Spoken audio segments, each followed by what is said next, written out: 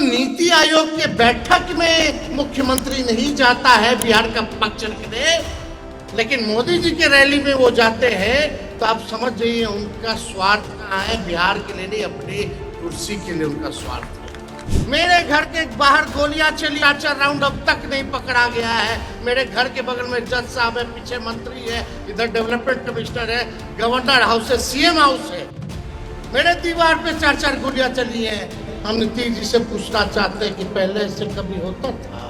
जब सरकार बनी तो आपकी रक्षा की जिम्मेवारी तेजस्वी करेगा, बताने का भी काम करेगा, तो तेजस्वी उसको छोड़ने वाला नहीं है, चाहे सत्ता आए या जाए। हम बिहार में ऐसी सरकार देना चाहते हैं जहां पढ़ाई, दवाई, कमाई, सिंचाई और सुनवाई और कार्रवाई वाली सरकार होनी चाहिए। आज ना सुनवाई है ना कार्रवाई है। देखिए, हम नए सोच के हैं, नया बिहार बनाना है, बिहार को आगे ले जाना है। और जब तक आप लोगों का साथ नहीं मिलेगा तब तक बिहार आगे नहीं बढ़ सकता, बिहार नहीं बन सकता। तो अगर सही मायने में अगर बिहार को बनाने का काम करना है, हम लोग चाहते हैं यहाँ एजुकेशनल सिटी बने, वर्ल्ड क्लास हेल्थ इंफ्रास्ट्रक्चर बने, आईटी पार्क लगे, SEZ लगे, आपका जितना डेयरी की बात हो, फिशरीज की बात हो, यहाँ इंडस्ट्री उद्योग उसका भी लगे, फूड प्रोसेसिंग यूनिट लगे, डेटा सेंटर्स लगे, टूरिज्म को बढ़ावा दिया जाए तो आप लोगों का और व्यापार बढ़ेगा। लेकिन इन लोगों को 20 साल तक याद नहीं आ रहा था कि टूरिज्म पॉलिसी भी बनानी है। जब हम 17 महीने आए तो मेरे पास टूरिज्म था, हमने टूरिज्म पॉलिसी बनाने का काम किया। हम लोगों ने IT पॉलिसी बनाने का काम किया 17 महीने में। हम लोगों ने स्पोर्ट्स पॉलिसी बनाने का काम किया 17 महीने में। 5 लाख लोगों को सरकारी नौकरी दिया, 3.5 लाख नौकरी प्रक्रियाधीन हम लोगों ने कराया, 4.5 लाख नियोजित शिक्षक को राजकीय कर्मी का दर्जा हम लोगों ने दिलाने का काम किया। आपके इंडस्ट्री मिनिस्टर यहाँ समीर महासेठ जी थे, इनको जिम्मेवारी दे रखी थी। हम बोले समीर जी कुछ नहीं करना है, आप जाइए, बाहर जाइए, बड़े बड़े उद्योगपतियों से, लोगों से बात कीजिए, जो निवेश आप ला सकते हैं बिहार में आप लाने का काम कीजिए। ये अमेरिका तक गए और बिहार में पहली बार 50,000 करोड़ का निवेश का MOU हम लोगों ने साइन कराने का काम किया उस 17 महीने में। बताओ भाजपा के लोगों की क्या सोच। देखिए, नीतीश जी थक चुके हैं, टायर्ड मुख्यमंत्री या रिटायर्ड अधिकारी के साथ बिहार चला रहे, कुछ पते नहीं है उनको, क्या खबर आती है नहीं आती कुछ नहीं पता। जो नीति आयोग के बैठक में मुख्यमंत्री नहीं जाता है बिहार का पक्ष रखने, लेकिन मोदी जी के रैली में वो जाते हैं, तो आप समझ जाइए उनका स्वार्थ कहाँ है। बिहार के लिए नहीं, अपनी कुर्सी के लिए उनका स्वार्थ है। क्या काम किए बताओ? एक आदमी से वो जाकर के मिले निवेश लाने के लिए? कहां गए हैं नीतीश जी? क्या करने गए? अचेत अवस्था में है नीतीश कुमार जी।